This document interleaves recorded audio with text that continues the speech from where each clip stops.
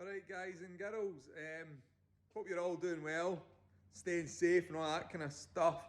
I'd also like to wish you a very happy new year, 2022, would you believe it? Where's the last year went? Seems like the last 2 years has just been a total washout, doesn't it? It's sort of just a big blur. Anyway, happy new year and I hope you all had a fantastic Christmas.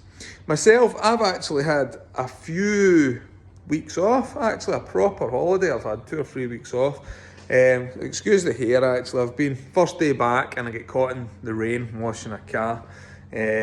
Must be out of practice because I used to be pretty good at avoiding the raindrops, believe it or not, but not anymore. Anyway, I had a few weeks off. So what have I done? Well, I decided back in November that something I've always wanted to do was drive a truck. So phoned up to price it up back in November. Just curiosity really to see how much the lessons are to drive a truck. And not as expensive as, well, it is expensive actually, but it's not as expensive as I thought it was going to be. So I booked some lessons and I also booked a test. So the first week back, we started on the 4th. Now normally you would do it over a week. And then at the end of the week, they decide if you're good enough to go for your test or if you're going to need more lessons or whatever. But I had already booked the test because I booked the package and then booked the test as well. Because I thought, well, even if I'm not ready, I'm going to chance it.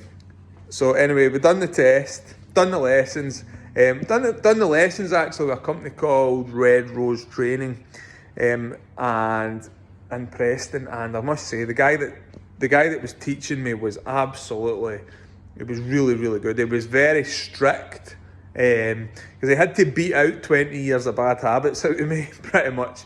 Because you know what you're like when you start driving, or you've been driving for 20 years, you sort of, you let the wheel slip through your hands and you don't check your mirrors as often as you should and things like, and you also start like,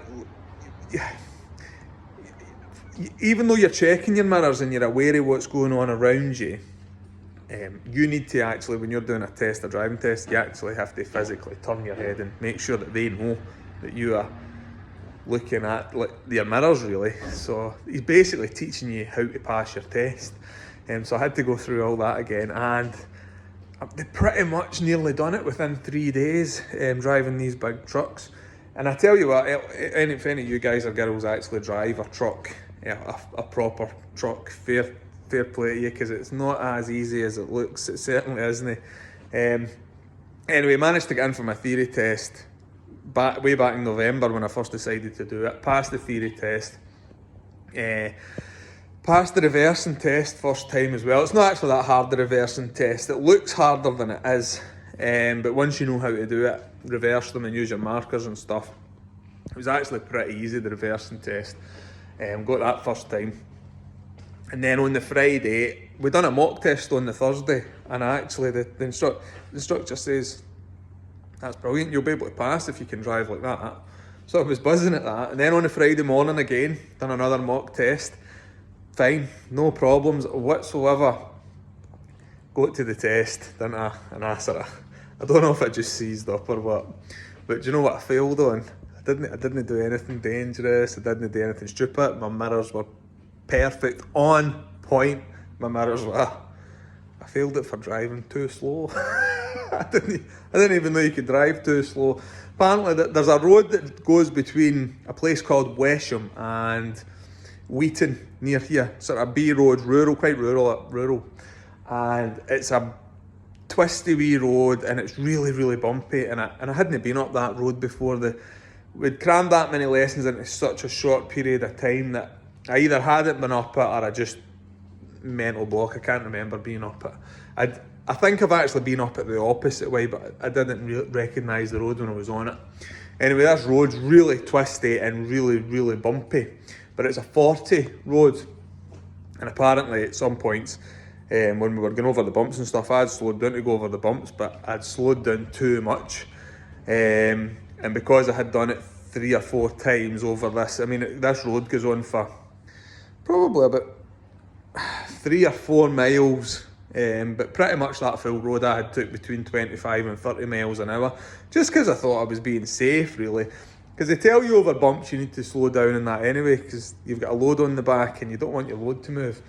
But what I didn't realise at the time was in a truck, if you're going over bumps, it's actually better to go over them fast, because it upsets your load less than it is to go over them slow and actually bump in and out of them. So I know that now, and maybe the next time I'll pass. Anyway, not in any rush, but I would have liked to have passed.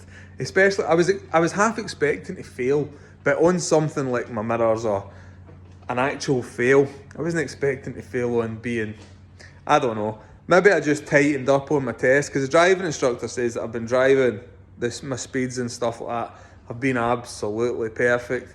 I don't know, I think I just tightened up on the test really, and I've just driven over cautiously. That's what it's been. But hesitant maybe.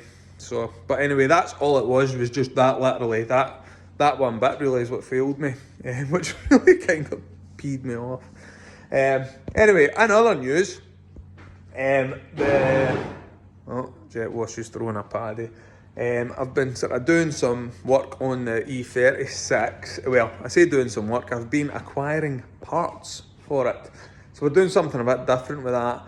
I know I was going to put the M3 engine in it and stuff, but I've decided just to keep the M3 and M3 and do something totally different with the 328.